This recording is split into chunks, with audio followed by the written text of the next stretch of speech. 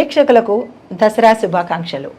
ఈరోజు మనము అమ్మవారి నవరాత్రులలో అమ్మవారి 9 అవతారాలలో బాలా త్రిపుర సుందరి అవతారానికి విశేషించి ఎలా పూజ చేసుకోవాలి, అసలు బాలా త్రిపుర సుందరి అవతారానికి మనం ఎందుకు పూజ చేయాలి, ఎలా చేయాలి అనే వివరాలు మీకు క్లుప్తంగా చెప్తాను, ఎలా చేయాలో చెప్తాను.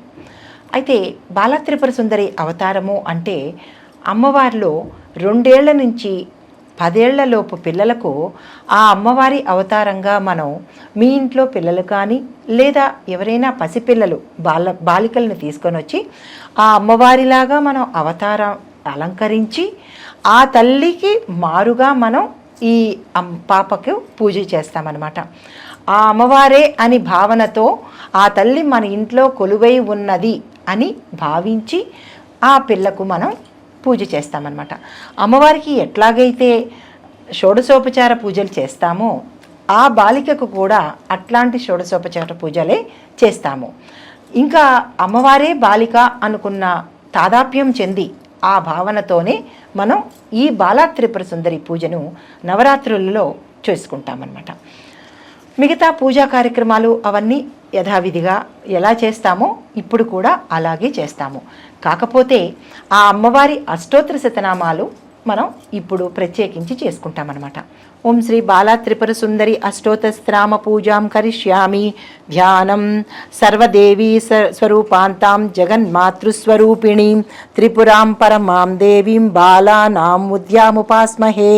ఓం కళ్యాణ్యై నమః, ఓం త్రిపురాయ నమః, ఓం బాలాయై నమః, ఓం త్రిపుర సుందర్యై నమః, ఓం సుందర్యై నమః, ఓం సౌభాగ్యవత్యై నమః, ఓం క్లీంకార్యై నమః, ఓం సర్వమంగళాయై నమః, ఓం స్కందజనన్యై నమః, ఓం పరాయై నమః, ఓం త్రిలోకమోహన్యై నమః, అధీసాయై నమః, సర్వేస్వే సర్వస్వరూపిణ్యై నమః, సర్వసంక్షోభిణ్యై నమః, ఓం పూర్ణాయై నమః, ఓం నమ విద్రుమశ్రేయై నమః, ఓం శివాయై నమః, ఓం అనంగకుసుమాయై నమః, ఓం ఖ్యాత్యై నమః, ఓం స్తవ్యాయై నమః, ఓం నిత్యక్లిన్నాయై నమః, ఓం అమృతోద్భవాయై నమః, ఓం మోహిన్యై నమః, పరమాయై నమః, ఓం ఆనందాయై నమః, ఓం కామేశ్యై తరుణ్యై నమః, ఓం కళాయై నమః, ఓం కళాత్మనాయ నమః, భగవత్యై నమః, పద్మరాగ కిరీటిన్యై నమః, ఓం సౌగంధిన్యై నమః, ఓం సర్వద్వేణ్యై నమః, ఓం మంత్రిణ్యై నమః, ఓం తత్వమయ్యై నమః, ఓం సిద్ధిదాయై నమః, ఓం త్రిపుర సుందర్యై నమః, ఓం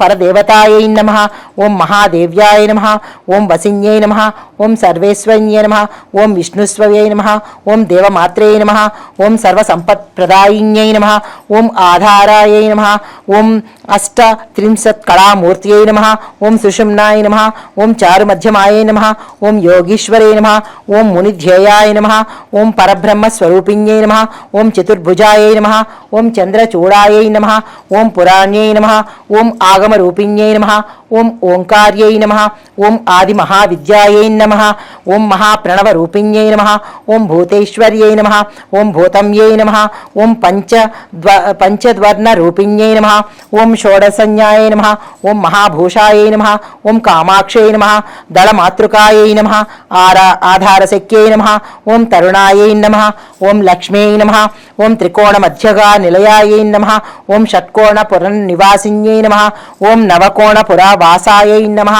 ఓం బిందుస్థల సమన్వితాయై నమః, ఓం అఘోరాయై నమః, ఓం మంత్రిత పదాయై నమః, ఓం భామిన్యై నమః, ఓం భవరూపిణ్యై నమః, ఓం ఏతస్యై నమః, ఓం శంకరిణ్యై నమః, ఓం ధాత్ర్యై నమః, ఓం ఉమాయై నమః, ఓం కాత్యాయన్యై నమః, ఓం శివాయై నమః, ఓం సులభాయై నమః, ఓం దుర్లభాయై నమః, ఓం శాస్త్రై నమః, ఓం మహాశాస్త్రై నమః, ఓం శిఖండిన్యై నమః, ఓం శ్రీ బాలా త్రిపుర సుందర్యై నమః. బాలా త్రిపుర సుందరి అష్టోత్తర శతనామావళి సమాప్తం. ముందుగా పూజ చేయడానికి దీపారాధన చేసుకుంటాము, కలశ స్థాపన చేసుకుంటాము, దీపాలకు అలంకరించుకుంటాము, అమ్మవారి పటానికి అలంకరించుకుంటాము. అలాగే మనం ఏ బాలికనైతే మనం అమ్మవారిగా భావిస్తున్నామో ఆ పిల్లని కూడా మనం అమ్మవారి రూపంలాగానే అలంకారం చేసుకుంటాము. తదుపరి కలశము, ప్రసాదము, పువ్వులు, అక్షింతలు ఇలాగ పూజా సామాగ్రి అంతా మనం అలంకరించుకుని రెడీగా పెట్టుకుంటామన్నమాట. ఇప్పుడు పూజలోకి. ముందుగా పూజ చేయాలి అంటే మనం ఈ సభామండపాన్ని, మన పూజా ద్రవ్యాలని సంప్రోక్షించుకోవాలి. అంటే శుచిగా శుభ్రం చేసుకోవాలి. ఏ చేతులతోనో చేస్తారు కదా, ఎక్కడెక్కడి నుంచో మన పూజా ద్రవ్యాలు తెచ్చుకుంటాం కదా, వీటన్నిటినీ శుచిగా చేసినప్పుడు మాత్రమే అమ్మవారికి మనం పూజ చేసుకుంటాము.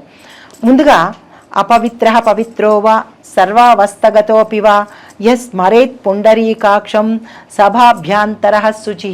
సభ అభ్యంతర శుచి అంటే సభను, ఈ ముందు ఉన్న మన సంభారాలను కూడా మనము శుచిగా చేసుకుంటాము. తదుపరి వినాయకుడికి నమస్కారం చేసుకుంటాం. శుక్లాం వరధరం విష్ణుం శశివర్ణం చతుర్భుజం ప్రసన్నవదనం ధ్యాయేత్ సర్వ విఘ్నోపశాంతయే అని మనము ఈ పసుపు వినాయకుడికి పూజ చేసి ముందుగా తదుపరి అమ్మవారికి ఈ పసుపు వినాయకుడికి పూజ చేసుకుని తదుపరి అమ్మవారికి షోడశోపచార పూజలు చేస్తామన్నమాట. ముందుగా దీపమును వెలిగించి దీపపు కుందులను అలంకరించుకుంటాము.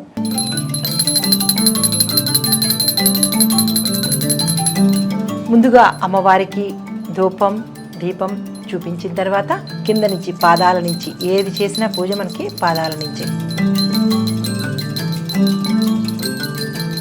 ఓం ఉద్దీపస్య జాత వేదోపగ్నం నిర్భీతిం మమ పశూనాం మమ మావాహ జీవనంచ దిశోదశ అని చెప్పుకుంటూ దీపమునకు నమస్కరించి గంట వాయించి అమ్మవారికి స్వాగతం పలుకుతాము.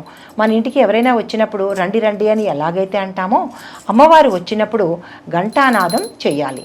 ఘంటానాదం చెయ్యడంలో గల మరొక ఆంతర్యం ఏంటంటే మన చుట్టుపక్కల ఎప్పుడూ కొన్ని శక్తులు మన చుట్టూ తిరుగుతూ ఉంటాయి. దుష్ట శక్తులని పారద్రోలి అప్పుడు అమ్మవారిని ఆహ్వానిస్తాం అన్నమాట. అది పారద్రోలాలి అంటే ఎలా పారద్రోలుతాము? ఘంటానాదం చేస్తే ఆ దుష్ట శక్తులు పారిపోతాయి. అప్పుడు మనం ఆ తల్లిని మన ఇంట్లోకి పూజా మందిరంలోకి ఆహ్వానం చేసుకుంటామన్నమాట. అగమార్ధంతు దేవానాం గమనార్ధంతు రక్షసాం కురు ఘంటారవం తత్ర దేవతాహ్వాన లాంఛనం ఓం అని గంటను మోగించుకొని తదుపరి మనం ఆచమనం చేసుకోవాలి. ఓం కేశవాయ స్వాహ, ఓం నారాయణాయ స్వాహ, ఓం మాధవాయ స్వాహ అని 3 సార్లు ఆచమనం చేసుకోవాలి. ఇలాగా మనం యథావిధిగా సంకల్పం చెప్పుకొని గోవిందనామాలు చెప్పుకొని తదుపరి కలశ ఆరాధన చేసుకోవాలి. కలశస్య ముఖే కంఠే రుద్రే సమాశ్రితః మూలే తత్ర స్థితో మధ్యే మాతృగణా స్మృతాః కుక్షౌ తు సాగరా సర్వే సప్తద్వీపా వసుందరాః ఋగ్వేదో అధ యజుర్వేద సామవేదో అధర్వణః అంగైశ్చ సహితాః సర్వే కలశాంబు సమాశ్రితః అంటే ఈ కలశాన్ని మనం రాగి పాత్రను కానీ ఇత్తడి పాత్రను కానీ వెండి పాత్రను కానీ మనం కలశానికి చుట్టూ పసుపు రాసి గంధం రాసి బొట్లు పెట్టి ఈ నీళ్లతో మనం ఏం చేస్తాము? దేవత ఆరాధన చేస్తాము. అంటే ఇందులో ఉండే నీరుని పరిశుభ్రం చేసి ఈ నీళ్ళని పూజా ద్రవ్యాల మీద అమ్మవారికి సంప్రోక్షణ చేసేటప్పుడు ఈ నీటిని మాత్రమే ఉపయోగించాలి.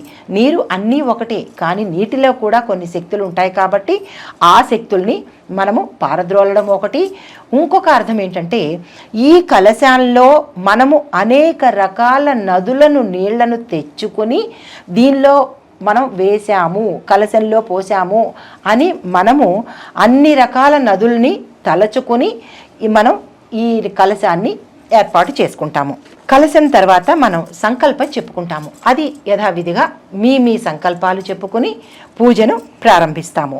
తదుపరి సంకల్పం తర్వాత గణేషుకి అంటే ఎవరైతే మనం పసుపు వినాయకుడిని చేసుకున్నామో ఆ పసుపు వినాయకుడికి ఆహ్వానం పలకాలి. ముందుగా మనం ఏం చేశాము?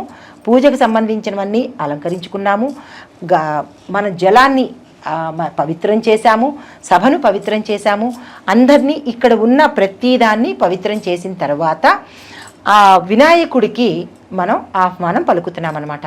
వినాయకుడిని ఆహ్వానం పలికి కూర్చోపెట్టి ఆసనంతో షోడశోపచార పూజలతో ఆ తండ్రిని ముందుగా, ఎందుకు అంటే మన పూజలో ఎటువంటి విఘ్నాలు రాకుండా ఆ తల్లిని మనస వాచ కర్మణ తృప్తిగా ఆనందంగా పూజ చేసుకోవాలి అంటే ఎటువంటి విఘ్నాలు రాకూడదు అనే ఉద్దేశంతో తదుపరి ఈ స్వామికి మనకి ఒక దేవతలందరూ కలిసి ఏమి వరం ఇచ్చారు, ఏ పూజ చేసినా ఏ కార్యం తలపెట్టినా ముందుగా నిన్ను మాత్రం స్మరించాలి అని ముక్కోటి దేవతలు ఆ గణపతికి వరం ఇచ్చినారు. కాబట్టి మనం ఏం చేస్తామంటే ఆ స్వామిని ముందుగా తలుచుకుంటాము. తరువాత షోడశోపచార పూజలతో ఆ మహాగణపతిని మన ఇంటికి ఆహ్వానించి ఆ స్వామి పూజ అనంతరము పాలు, పెరుగు, నెయ్యి, తేనె, చక్కెర ఇలాంటివన్నీ స్వామివారికి నైవేద్యం అయిపోయిన తరువాత అప్పుడు అమ్మవారి పూజకు ఉపక్రమించాలి. అమ్మవారి పూజకు ఉపక్రమించాలి అంటే అమ్మవారికి 16 నామాలు ముందుగా మనం చదువుకోవాలి. ఓం దుర్గాయ నమః అని పాదం నుంచి ఏ దేవీ దేవతలకైనా మనం చేయవలసింది ఏంటంటే పాదాల నుంచి మనం శిరస్సు వరకు పూజ చేయాలి. కానీ చాలామంది ఏం చేస్తుంటారంటే ఈ ముఖము నుంచి పాదాల దగ్గరికి వస్తారు, కానీ అది చాలా తప్పైన విషయం అన్నమాట. మూలాధార చక్రం నుంచి మనం కింద నుంచి మీదకి వెడుతూ సహస్రారం వరకు పూజ చేసేది ఆచారం, సంప్రదాయము. అందుకనే ఏ దేవీ దేవతల పూజలోనైనా మీరు గమనించండి, పాదౌ పూజయామి దగ్గర నుంచి మొదలు పెడతారు. అలాగే ఇక్కడ దుర్గమ్మ వారికి బాలా త్రిపుర సుందరి అవతారమైన ఈ తల్లికి ఓం దుర్గాయ నమః పాదౌ పూజయామి, ఓం జైత్రే నమః గుల్ఫౌ పూజయామి, ఓం మంగళాయ నమః జానునిం పూజయామి, ఓం కాళ్యై నమః ఉరుం పూజయామి, ఓం ఋషి పత్ని భర్యర్చితాయై నమః కటిం పూజయామి, ఓం హరి పూజ్యాయై నమః ఉదరం పూజయామి, ఓం కౌమార్యై నమః హృదయం పూజయామి, ఓం స్కంద మదన లోకమాత్రై నమః స్థనౌ పూజయామి, ఓం స్కందమాత్రై నమః భుజద్వయం పూజయామి, ఓం అభయప్రదాయై నమః. ఆ తల్లి అభయం దక్షిణ హస్తంతో ఇస్తుంది కాబట్టి దక్షిణ హస్తానికి పూజ చేస్తాము. పుస్తకధారిణ్యై నమః వామహస్తానికి పూజ చేస్తాము.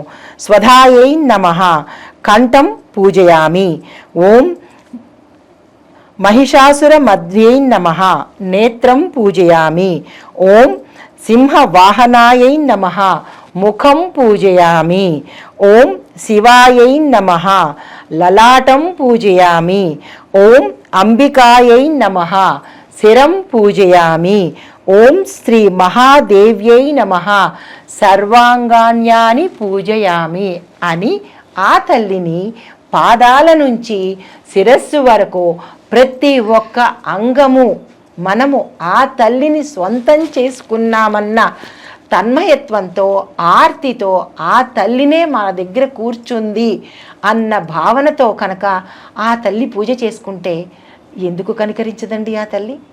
తప్పకుండా మన కోరికలను తీర్చే పెడుతుంది అన్నమాట. ఇది ఆ తల్లికి షోడశ నామాలతో మనం పూజ చేశాము. బాలా త్రిపుర సుందరికి ఇష్టమైన నైవేద్యం లడ్లు, శనగలు, క్షీరాన్నము. ఈ అవతారంలో ఈ తల్లికి ఇష్టమైన నైవేద్యం సమర్పించాలి. తదుపరి తాంబూలాన్ని సమర్పించాలి. మనం ఏ పాపనైతే మనం అమ్మవారిగా పూజ చేస్తున్నామో ఆ తల్లికి నైవేద్యము మనం ఆరగింపచేసేలాగా మన ఇంటికి వచ్చిన అతిథికి మనం ఎలా పెడతామో అలాగే ఆ తల్లికి మనం నైవేద్యాన్ని సమర్పిస్తామన్నమాట. ఓం అపానాయ స్వాహ, ఓం ఉదానాయ స్వాహ, మధ్య మధ్య పానీయం సమర్పయామి.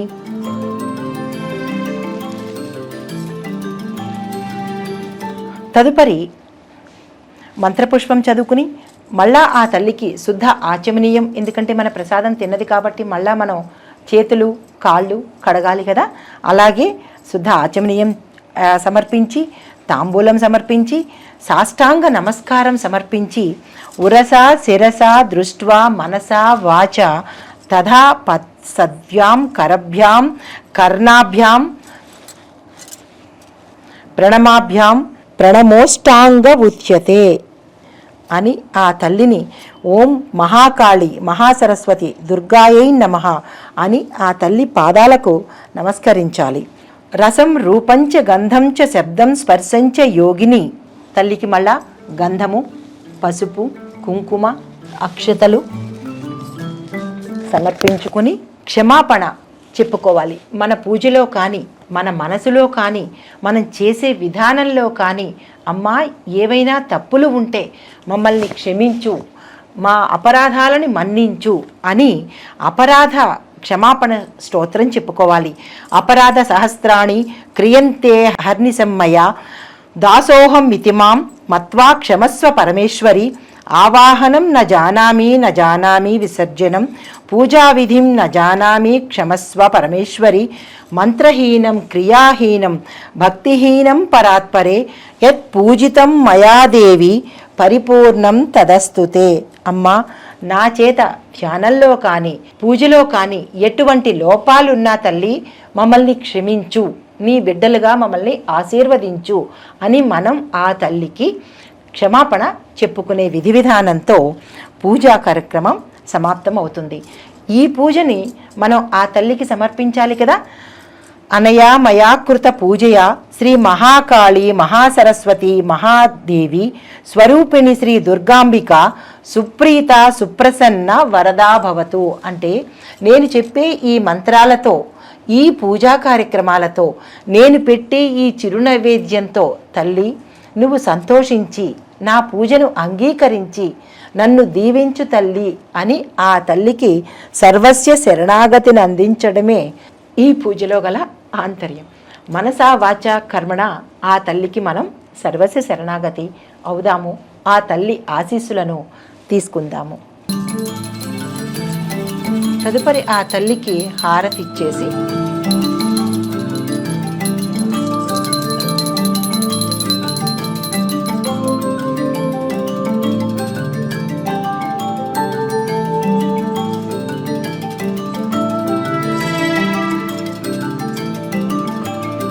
తదుపరి ఉద్వాసన. ఓం యజ్ఞేన యజ్ఞమయంజదేవా దేవాస్తాని ధర్మాణి ప్రథమాన్యాసన్ తేహనాకం మహిమానస్పంచంతే యత్ర పూర్వే సాధ్యాస్పంతి దేవాః. ఓం శ్రీ మహాకాళి శ్రీ మహాలక్ష్మి శ్రీ మహాసరస్వతీ రూపిణి శ్రీ దుర్గాంబికా పరదేవతాయై నమః యథాస్థానముద్వాసయామి అని మీరు కలశం ఉన్నప్పుడు 10 రోజులు ఉంచుకోండి. ఈ రోజుకు చేసింది ఏదైనా ఉన్నది అంటే కనుక మనం ఈ పసుపు వినాయకుడిని కొద్దిగా కదిలించేసి మళ్ళా తదుపరి అవతారానికి మళ్ళా మనం కొత్తగా పూజ ప్రారంభిస్తాం కాబట్టి, ఈరోజు బాలా త్రిపుర సుందరి పూజను పరిసమాప్తం చేశాం కాబట్టి పసుపు వినాయకుడిని ఉన్న స్థానాన్నించి పునరుగా ఆహ్వానిస్తూ మనం ఈ వినాయకుడిని కదిపేసుకోవడంతో ఈరోజు పూజ బాలా త్రిపుర సుందరీ దేవి పూజ పరిసమాప్తమైనట్టు. ఇది క్లుప్తంగా బాలా త్రిపుర సుందరీ దేవి పూజ అన్నమాట. అయితే మీరు ఇంట్లో మీ ఆచారాల ప్రకారము మీ సంప్రదాయాల ప్రకారము ఎట్లా ఆచరిస్తారో ఆ విధంగా మీ ఇంట్లో అమ్మవారి పూజ చేసుకుని సర్వ శుభాలను సర్వ మంగళాలను పొందాలని, అష్టైశ్వర్యాలను పొందాలని, మీ వాంఛితార్థాలు కోరికలు ఆ తల్లి మనసా వాచా కర్మణ మీ కోరికలు తీర్చాలని ఆశిస్తూ నమస్తే. పూజ అనంతరం మనం ఏం చేస్తాం, ఇంటిల్లపాది అందరం కలిసి సంగీత వాద్య నృత్యాలతో ఆ తల్లిని ఆనందింపచేయాలి. ఆ తల్లికి ఇష్టమైన మహిషాసురమర్దిని స్తోత్రం కానీ ఖడ్గమాల కానీ ఏదైనా సరే ఆ తల్లికి వినిపించేలాగా తన్మయత్వంతో పాడాలి. ఐగిరి నందిని నందిత మేదిని విశ్వ వినోదిని నందనుతే గిరివర వింధ్య శిరోధిని వాసిని విష్ణు విలాసిని జిష్ణునుతే భగవతి హేసితి కంద కుటుంబిని భూరి కుటుంబిని భూరి కృతే జయ జయ హే మహిషాసురమర్దిని రమ్యకపర్దిని శైలసుతే ఐగిరి నందిని నందిత మేదిని విశ్వ వినోదిని నందనుతే గిరివర వింధ్య శిరోధిని వాసిని భగవతి హేసితి కంద కుటుంబిని భూరి కృతే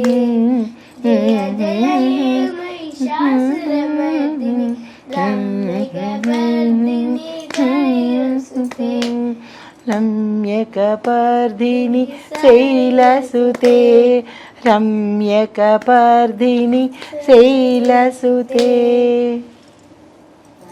అందరికీ నమస్కారం. ఈ పూజ మీకు నచ్చినట్లయితే లైక్ చేయండి, షేర్ చేయండి.